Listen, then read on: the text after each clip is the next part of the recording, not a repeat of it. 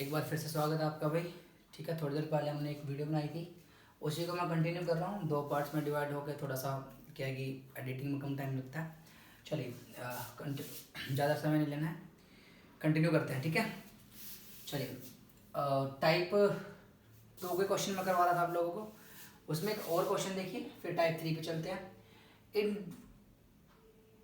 What ratio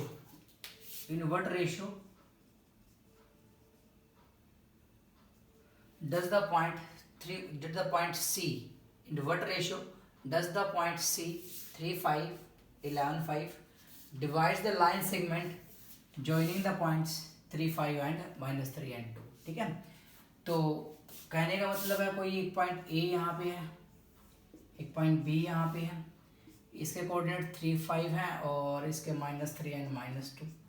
ये point C जो है इसके कोऑर्डिनेट दे रखे इसने 3/5 और 11/5। अब पूछ रहा है किस रेशियो में डिवाइड कर रहा है, तो मैंने लेट कर लिया। लेट वो रेशियो क्या है, के रेशियो 1 है। ठीक है, तो आप निकालिए एक्स के लिए, एक्स के लिए इसकी मल्टीप्लाई कहाँ होगी, इधर होगी, और इसकी मल्टीप्लाई कहाँ होगी भाई, इधर होगी। तो इधर कितना हो गया, ये -3k + 3 डिवाइड में k+1, और y की जो वैल्यू आ गई उसके उधर मल्टीप्लाई करेंगे y से 2k + 5 अपॉन क्या होगा k+1। ठीक है भाई, यानी जो C पॉइंट के कोऑर्डिनेट हैं ये मैंने x और y माने हैं। ठीक है, x की जो वैल्यू है अगर सेक्शन फॉर्मूले से निकालूं -3k + 3 डिवाइड में k+1, और y के जो कोऑर्डिनेट 2k + 5 अपॉन k+1, बस कुछ नहीं है, x को x के इक्वल करना। x की वैल्यू कितनी दे रखी है 3/5 और y की 11/5, यानी जो ये जो वैल्यू होगी ये कितनी होगी 3/5 और ये वैल्यू कितनी होगी 11/5। तो क्रॉस मल्टीप्लाई कर दो, करिए क्रॉस मल्टीप्लाई। -15k + 5 थे 15, और इधर हो गया अभी कितना 3k + 3।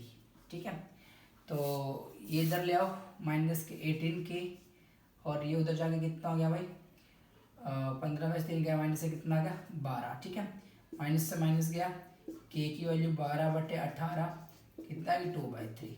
अब आपको इससे चेक करने की ज़रूरत नहीं है, इससे भी k की वैल्यू 2/3 ही आनी है, और आपको k की वैल्यू से मतलब है। ठीक है, आपको रेशियो निकालना है, तो आपको इसको सोल्व करने की ज़रूरत नहीं है, सेम ही आएगी। तो k की वैल्यू अगर आपको वेरीफाई करना है कि आपको शोज और आपके पास बहुत टाइम है तो आप लगाओ, कोई दिक्कत नहीं है। अब k की वैल्यू 2/3 है, और मैंने बताया था कि k की वैल्यू क्या होती है m/n, तो 2/3 किसके इक्वल होगा m/n, तो क्या हो गया भाई, ये हो गया m रेशियो n कितना हो गया आपका 2:3 हो गया। या इसको आपने k रेशियो 1 मानना है तो आप ये नहीं लिखना चाहते तो आप इसको ऐसे भी लिख सकते हैं भाई, k की वैल्यू क्या होगी 2/3:1। या अगर k रेशियो 1 माना ना आपने तो इसको आप, और फ्रैक्शन में कभी रेशियो होता नहीं, तो आप 3 से दोनों की मल्टीप्लाई करोगे तो क्या आ जाएगा 2/3, या क्रॉस मल्टीप्लाई कर लो, एक ही बात है। ठीक है, हो जाएगा आपका। नेक्स्ट क्वेश्चन देखिए भाई, आप टाइप 3 पे बढ़ते हैं। ठीक है, काफ़ी इजी से क्वेश्चन थे। टाइप 3 थोड़ा सा और बढ़िया है भाई। ठीक है, यहाँ से भी कंपटीशन में क्वेश्चन आता है। टाइप 3 का क्वेश्चन CBSE में ज़्यादा बनता है। ठीक है, वो क्या क्वेश्चन है भाई, हमने क्या टाइप 3 का जो क्वेश्चन अगर सेक्शन फॉर्मूले से मैं सोल्व करूँगा वो क्या बनाऊँगा कि मुझे अगर ये पता कर लो कि कौन से टाइप का क्वाड्रिलेटर, टाइप्स ऑफ क्वाड्रिलेटर मुझे पता करना है। अगर आपको टाइप्स ऑफ क्वाड्रिलेटरल पता करना उसमें भी हेल्प करता है क्या, तो डिस्टेंस फॉर्मूले से हमने टाइप्स ऑफ क्वाड्रिलेटरल, स्क्वायर और पैरेललोग्राम, रेक्टेंगल प्रूव किए थे। ठीक है, अब सेक्शन फॉर्मूले का भी बहुत अच्छा उसका यूज़ है कि टाइप्स ऑफ क्वाड्रिलेटरल में सेक्शन फॉर्मूला मेरी क्या हेल्प करता है। ठीक है, तो उसके लिए पहले क्वेश्चन लिख लो, प्रूव दैट से स्टार्ट करेंगे, जैसे CBSE में पूछते हैं। Prove that the points prove that the points -2, -1, 1 0, 4 and 3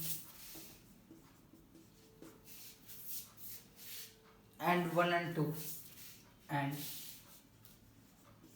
1 and 2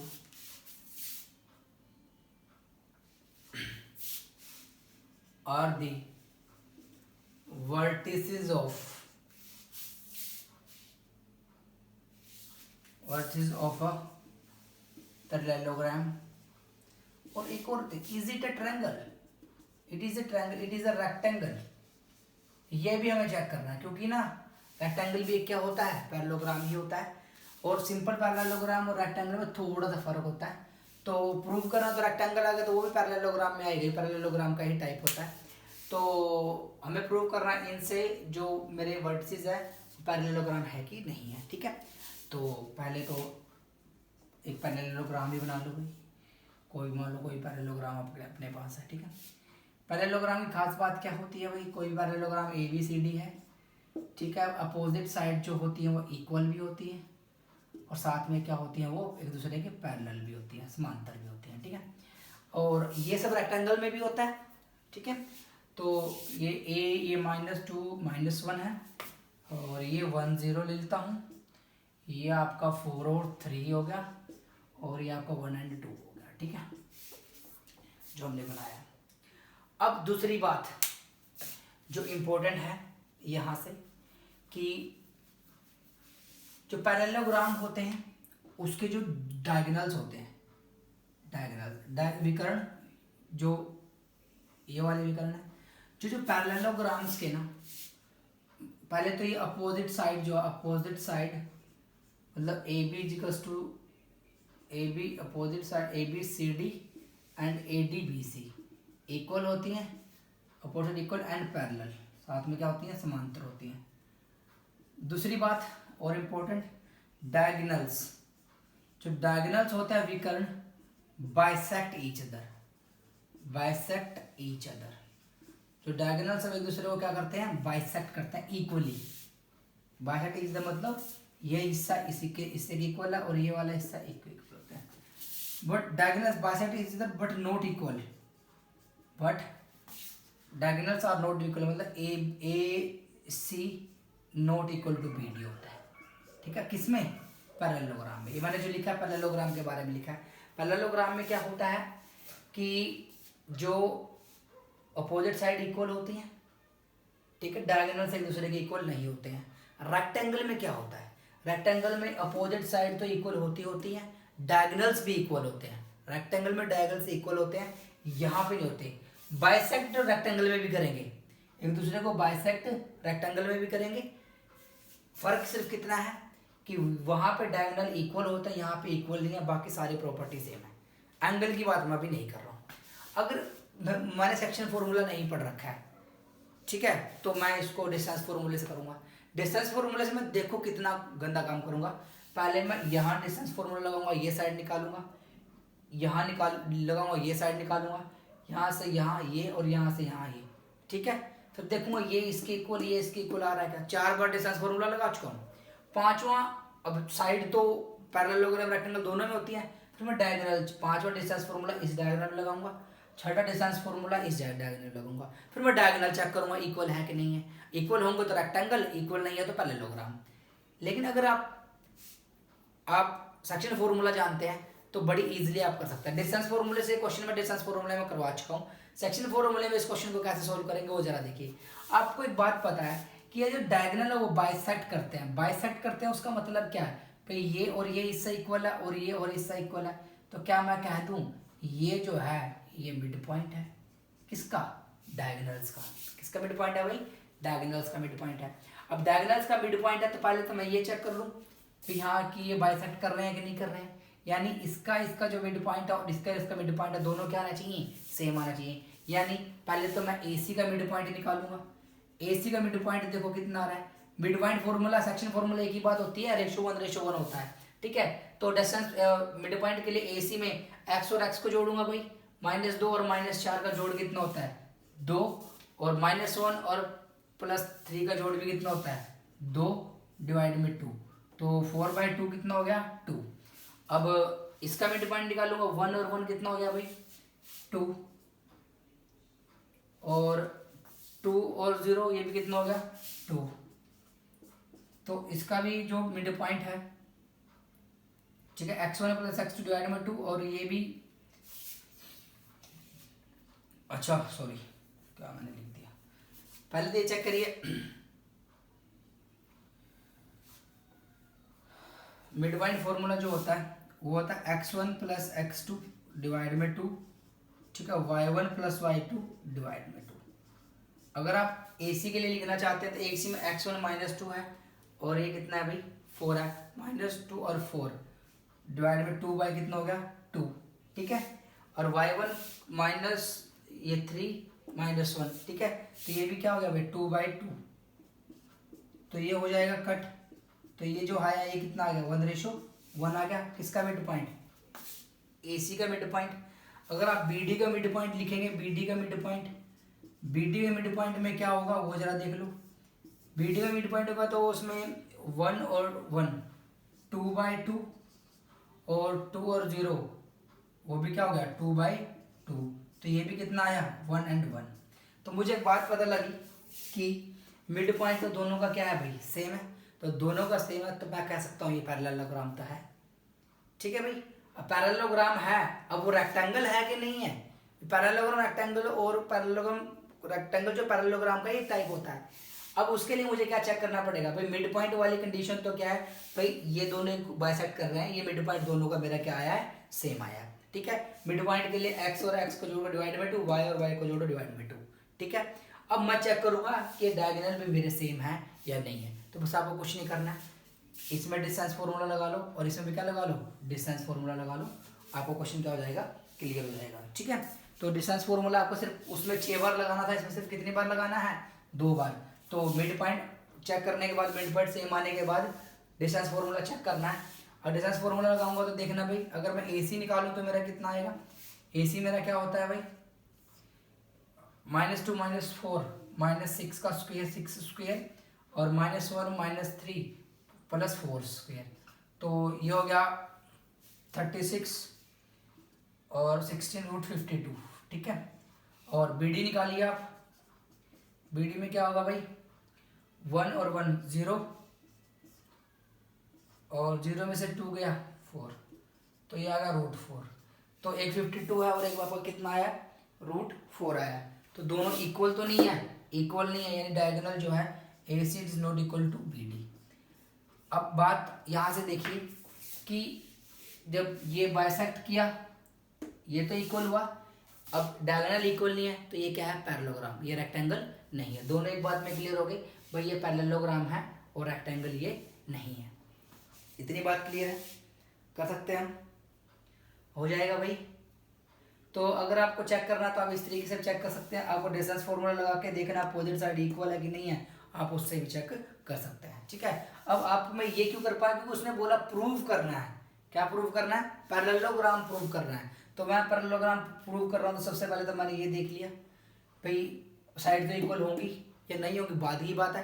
prove करने के लिए सबसे पहली कंडीशन तो मैंने क्या प्रूव कर ली भाई, जो उसके डायगोनल्स हैं वो एक दूसरे को क्या करते हैं बाइसेक्ट करते हैं। अपना क्या निकाल लिया मिड पॉइंट निकाल लिया, ठीक है। दोनों का सेम आया और दोनों डायगोनल्स देख लिए, अगर इक्वल होते तो रेक्टेंगल होता और इक्वल नहीं है तो आपका क्या है ये पैरेललोग्राम है, ठीक है। अगर आपको और ज़्यादा डिटेल में करना तो आप सारे काम कर सकते हैं। अब यहाँ का डिस्टेंस फॉर्मूला निकालिए, यहाँ का लगाइए, यहाँ का लगाइए, यहाँ का लगाइए और चेक करिए, आपका क्वेश्चन आपको बन जाएगा, ठीक है।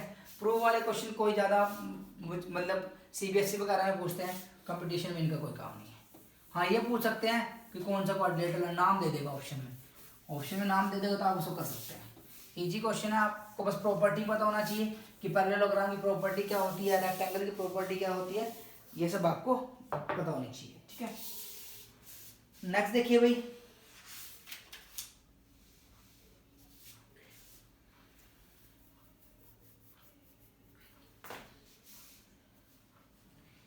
जो इसकी टाइप 4 है, टाइप 4 का क्वेश्चन क्या बनेगा यहाँ से, टाइप 4 का क्वेश्चन देखिए, on finding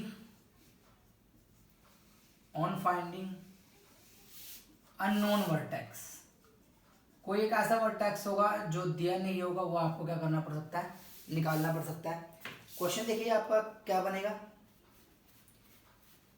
the 3 vertices, question देखिए बहुत बढ़िया क्वेश्चन है, the 3 vertices of a parallelogram, 3 vertices of a parallelogram taken in order, मतलब ABCD करके taken in order are -1 and 0,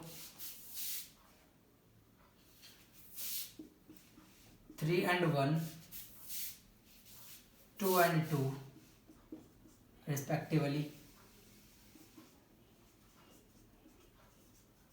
The three words are parallelogram taken in order are दीजिए, ठीक है. Find the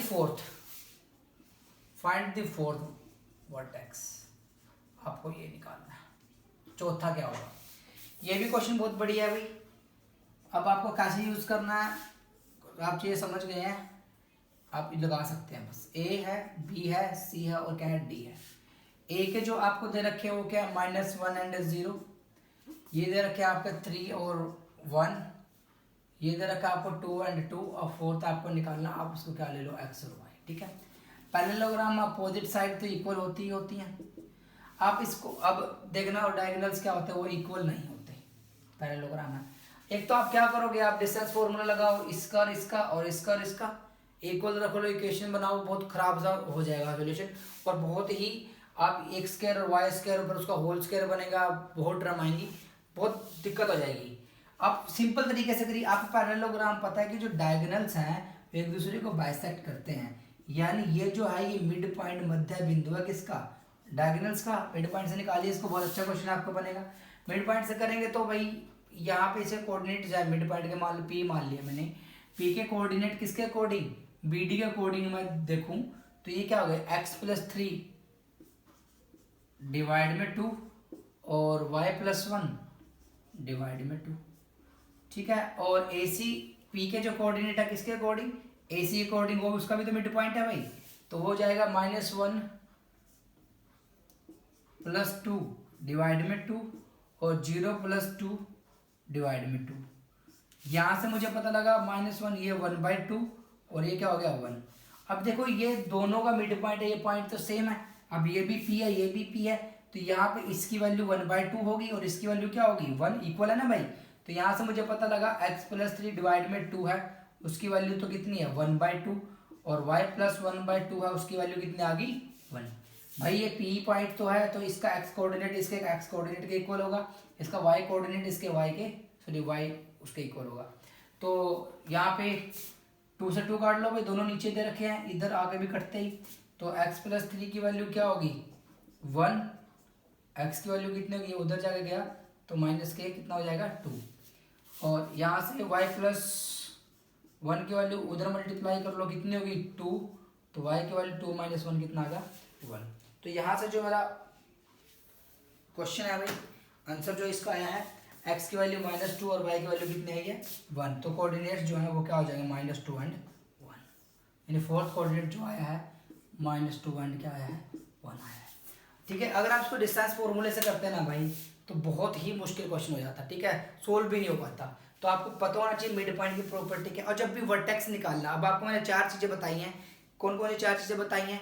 अगर आपको सेक्शन फॉर्मूला लगा के उसके कोऑर्डिनेट निकालना है, रेशियो दिया मिलेगा. अगर आपको रेशियो निकालना तो के रेशियो 1 ले लो. आपको ये प्रूव करना कि कौन सा क्वाड्रिलेटरल है तो फिर उसका देख लो मिड पॉइंट, उसकी प्रॉपर्टी आपको पता होना चाहिए. अगर आपको ये पता करना कि वर्टेक्स निकालना तो आपको यही यूज़ करना है सेक्शन फॉर्मूला. ठीक है. आपको पता होना, तो आपको डिफरेंस पता होना चाहिए. देखो मैं आपको थोड़ा सा डिफरेंस बताता हूँ कि रेक्टेंगल की अपोजिट साइड इक्वल होती हैं, डायगोनल्स इक्वल होते हैं और बाइसेक्ट करते हैं.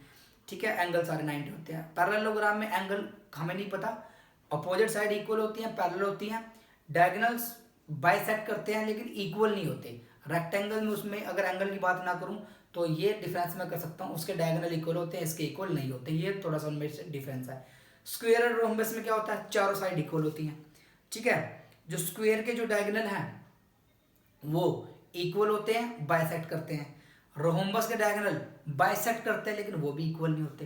लेकिन इन दोनों में भी किसका फर्क है, अगर एंगल की बात ना करूं तो किसका फर्क है, डायगोनल्स इक्वल नहीं होते हैं. क्योंकि एंगल्स का भी हमारा कोई सीन नहीं है. एंगल्स का सीन आएगा जब स्लोप निकालूंगा, तो फिर इसको हम स्लोप से भी प्रूव कर सकते हैं. जब स्ट्रेट लाइन पढ़ाऊंगा तो दिखाऊंगा स्लोप से कैसे करेंगे, वहां से एंगल पता कर सकते हैं. ठीक है. तो ये 4 चीजें हैं, इसको आप बड़े इजीली कर सकते हैं. ठीक है. नेक्स्ट देखिए,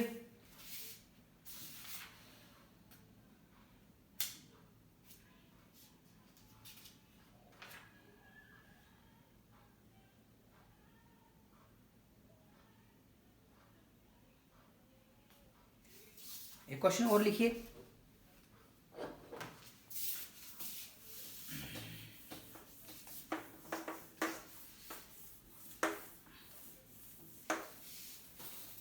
क्या क्वेश्चन है देखिए, सीबीएसई में आया भाई बहुत पहले। इफ सीबीएसई का क्वेश्चन है, if a 5 minus 1, b minus 3 and minus 2, c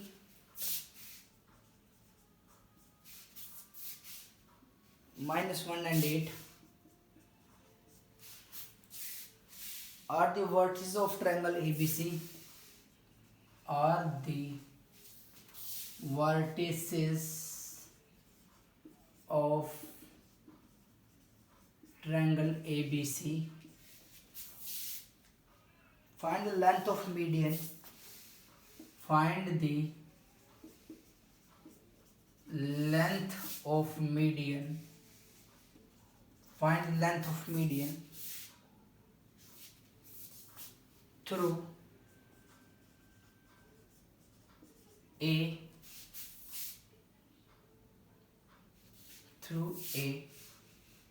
and also find the coordinates of centroid. Also find the coordinates of centroid. Centroid मैंने अभी आपको नहीं बताया है, ये भी मैं इस क्वेश्चन के बाद आपको बताऊंगा, ठीक है। तो पहले क्वेश्चन सॉल्व करते हैं। सेंट्रोइड की हम एक और वीडियो बनाएंगे, मतलब अगली क्लास में जब करेंगे तो सेंट्रोइड पहले पढ़ेंगे, फिर उसको आगे कंटिन्यू करेंगे। तो ये लास्ट क्वेश्चन है यहाँ का। तो समझिए क्या कह रहा है, A51 B minus 3 1 2, ये क्या वर्टिसेस ऑफ ट्रायंगल ABC हैं। हमें लेंथ ऑफ मीडियन निकालने हैं थ्रू A। चलिए पहला ट्रायंगल समझिए, ये ट्रायंगल है भाई मेरे पास ABC एक ट्रायंगल है जो A की वैल्यू है वो कितनी है 5 -1 है, B की वैल्यू जो है वो -3 एंड -2 है, और C की वैल्यू आपकी -1 एंड 8 है, ठीक है। आपको क्या निकालना है, find the length of median through a. Median क्या होता है, मतलब थ्रू ए बोल रहा है, जो मीडियन है, मीडियन माध्यिका होती है। मैं यहाँ से ड्रॉ करता हूँ, ठीक है, मैंने माध्यिका ड्रॉ कर ली डी। अब माध्यिका की खास बात क्या होती है, माध्यिका इस बिंदु से मैंने ड्रॉ किया है और सामने वाली साइड पे किस बिंदु पे मिल रही है, डी पे। जिस साइड पे माध्यिका मिलती है वो उस साइड का क्या होता है, मिड पॉइंट। क्या होता है, मिड पॉइंट या मध्य बिंदु। माध्यिका मतलब दो बराबर भागों में बांटना। माध्यिका त्रिभुज को दो बराबर हिस्सों में बांटती है। तो ये वाला हिस्सा और ये वाला हिस्सा क्या है, ये वाला हिस्सा और ये वाला हिस्सा क्या होंगे, इक्वल होंगे, और इक्वल होंगे, और जो जिस पे माध्यिका गिरती है उस भुजा को बराबर भागों में बांटती है। अगर ये भाग इक्वल है तो ये बिल्कुल बीच में है, और बीच वाले को क्या बोलते हैं, मिड पॉइंट, ठीक है। तो आपको समझ में आया होगा आपको क्या करना है। अब आप सबसे पहले तो मिड पॉइंट निकाल लो। मिड पॉइंट डी, जो मिड पॉइंट डी है वो कैसे निकलेगा वो मैं अभी बता चुका हूँ भाई। -x को जोड़ लो, फिर -3 एंड -1 डिवाइड में 2, और -2 + 8 डिवाइड में 2। तो ये कितना होगा, -3 या -1, -4 डिवाइड में 2 -2, और 8 में से 2 गया 6, 6/2 कितना हो गया 3। -2 एंड 3 क्या होगा, ये मिड पॉइंट हो गया भाई। हमने ये निकाल लिया, जो मेरा मध्य बिंदु है, मिड पॉइंट है, इसके जो मेरे कोऑर्डिनेट्स है -2 एंड 3 है। अब आप लेंथ ऑफ मीडियन आपको क्या निकालना है, AD। एक पॉइंट ये दे रखा है और एक पॉइंट क्या दे रखा है, ये दे रखा है, ठीक है। एक पॉइंट ये दे रखा है और एक पॉइंट क्या दे रखा है, ये दे रखा है, ठीक है। चलिए तो अब डिस्टेंस, ये वाला डिस्टेंस निकाल लो, डिस्टेंस फॉर्मूला AD डिस्टेंस फॉर्मूले से निकाल लो। डिस्टेंस फॉर्मूला लग जाएगा, डिस्टेंस निकालना आपने। तो ये क्या हो जाएगा भाई, 5 में से 5 और 2 7 का स्क्वायर, और -1 और -3 4 का स्क्वायर। तो ये हो गया आपका 49 और ये हो गया आपका 16। तो रूट कितना आ गया, 65। कितना आ जाएगा, रूट 65। इतनी बात क्लियर है। अब है सेंट्रोइड। वैसे तो सेंट्रोइड का सीधा फॉर्मूला मैं आपको डिराइव करके दूंगा, लेकिन फिलहाल अगर फॉर्मूला नहीं पता है तो सेंट्रोइड क्या होता है। सेंट्रोइड पहले समझिए, सेंट्रोइड केंद्र को होता है।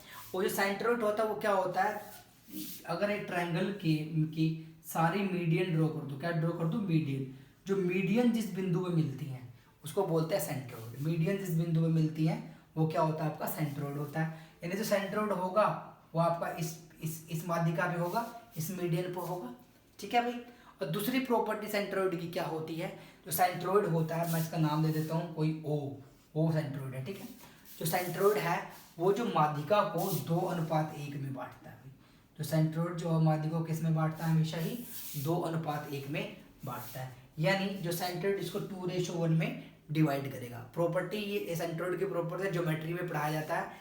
पहली बात तो सेंट्रोइड किस पे होता है, माध्यिका पे, और उसको 2:1 में बांटता है। अब आपको एक लाइन क्लियर होगी होगी सेंट्रोइड आपको कहाँ से निकालना है। आपने ना बस दिमाग में रखो, ये ओ जो पॉइंट है, इसे कोऑर्डिनेट निकालने हैं, और जो ओ पॉइंट है इस लाइन को ए और डी को 2:1 में बांटना है। अगर इसको मैं थोड़ा सा दोबारा बनाऊं, क्वेश्चन साफ कर देता हूँ, यहाँ आ जाएगा। तो यहाँ पे देखना मैं क्या कर रहा हूँ, मेरे पास मुझे ए मेरे पास है और मेरे पास क्या है भाई, डी है। और ए मेरा है 5 -1 है, और डी मेरा कितना -2 1 कितना है 3। ओ आपको निकालना है, और ओ जो है इसको 2:1 में क्या कर रहा है, डिवाइड। अब ये प्रॉपर्टी सेंट्रोइड की थी, ये आपको पता होना चाहिए। सेंट्रोइड माध्यिका को 2:1 में बांटता है। कहाँ से, वर्टेक्स से हिस्सा वाला 2 होता है और नीचे वाला हिस्सा क्या होता है, 1 होता है। तो बस अब सेक्शन फॉर्मूला लगाना है। इसके कोऑर्डिनेट एक्स और वाई मान लो, पीओ के कोऑर्डिनेट क्या है, एक्स और वाई। तो एक्स क्या होगा, इसकी मल्टीप्लाई इधर होगी और इसकी कहाँ होगी, इधर, ठीक है। तो 2 की इधर -2 दूनी 4, और 1 की किससे 5, 4 + 5 2 और 1 3। अब इसकी वाई के लिए 2 होती है, वाई के लिए 2 होती है 6, और इसके इधर -1 बटे में कितना 2 और 1 3। तो ये हो गया 1/3, और ये हो गया कितना 5/3। 1/3 और 5/3। एक्स की वैल्यू 1/3 है, वाई की वैल्यू 5/3 है। यानी जो सेंट्रोइड है, सेंट्रोइड का जो कोऑर्डिनेट है वो कितना है, 1/3 और 5/3। बात है समझ में।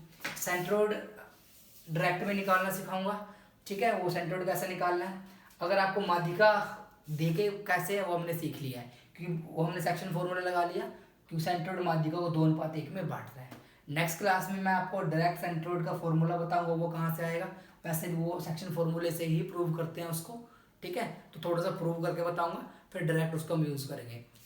क्योंकि कई बार कंपटीशन में मेरे पास इतना टाइम नहीं है कि मैं मिड पॉइंट निकाल के, माध्यिका निकाल के सेंट्रोइड निकालूंगा, नहीं। ज्योमेट्री में आ रहा वो उसके तरीके निकालने वाले, ठीक है।